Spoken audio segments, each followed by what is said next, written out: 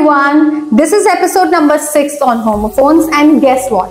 आज मैं आपके लिए 2 नहीं 3 न्यू वर्ड्स लेके आई हूँ and they are BUY, BY and BYE. By. है ना confusing?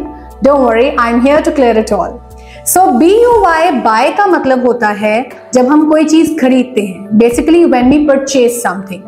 BY buy का मतलब होता है जब कोई चीज किसी के द्वारा की जाती है, यानी कि when something happens through somebody. And BYE buy का मतलब होता है क्या? I'm sure all of you know that. That's very simple. जब हम किसी को goodbye कहते हैं या अलविदा कहते हैं. Now let's get some grip on all these 3 words with the help of some examples. So BUY buy का example हो सकता है I will buy a new phone. मैं एक नया फोन खरीदूंगी या मैं परचेज करूंगी. Another example can be she will not buy you a new dress. वो तुम्हें न्यू ड्रेस नहीं खरीद के देगी.